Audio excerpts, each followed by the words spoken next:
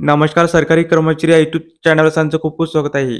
तर आजच्या व्हिडिओमध्ये आपण पाहणार आहोत राज्य सरकारी कर्मचारी संदर्भात वित्त विभागाचा अतिशय महत्त्वाचा शासन निर्णय निर्गमित त्या संदर्भात व्हिडिओच्या माध्यमातून संपूर्ण अपडेट सविस्तरपणे पाहूया. राज्य शासकीय अधिकारी आणि कर्मचाऱ्यांच्या बाबतीत दिनांक 1 जानेवारी 2025 रोजी अत्यंत महत्त्वपूर्ण शासन निर्णय निर्गमित करण्यात आलेला आहे. सदर शासन निर्णयानुसार अधिकारी आणि कर्मचाऱ्यांची परिभाषित अंशदान निवृत्तीवेतन योजना आणि राष्ट्रीय निवृत्तीवेतन प्रणाली अंतर्गत शासनाचे अंशदान व त्यावरील व्याज लाभ इतर शासनाच्या लेखात समायोजित करण्याची बाब नमूद करण्यात आली आहे.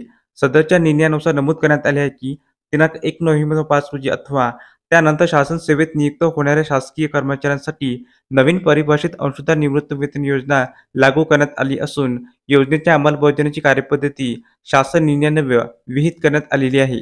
तसेच यामध्ये नमूद करण्यात आले आहे की परिभाषित अंशदान निवृत्तीवेतन योजना दिनांक 1 एप्रिल 2015 पासून केंद्राच्या राष्ट्रीय निवृत्तीवेतन प्रणालीची कार्यपद्धती वित्त विभागाची दिनांक 6/4/2015 रोजीच्या शासन निर्णयानुसार विहित करण्यात आली आहे.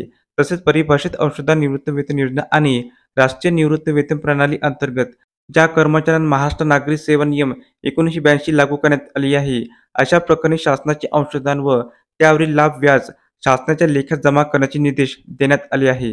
तसेच यामध्ये नमूद करण्यात आले आहे की परिभाषित अंशदान निवृत्तीवेतन योजना अंतर्गत दिनांक 1 नोव्हेंबर 5 रोजी अथवा तदनंतर राज्यातील दुसऱ्या सेवेत रुजू झालेल्या ज्या अधिकारी आणि कर्मचारी यांना महाराष्ट्र नागरी सेवा नियम 1982 च्या तरतुदी लागू ठरल्या आहे, अशा अधिकारी आणि कर्मचारी यांची परिभाषित अंशदान निवृत्तीवेतन योजनेखाली वर्गणी कपात करण्यात आली असल्यास सदर कर्मचाऱ्यांचे केवळ त्यांचे अंशदान व त्यावरील व्याज देय ठरेल, अशा तरतुदी करण्यात आली आहे.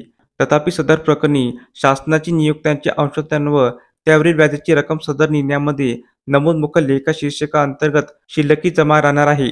धन्यवाद.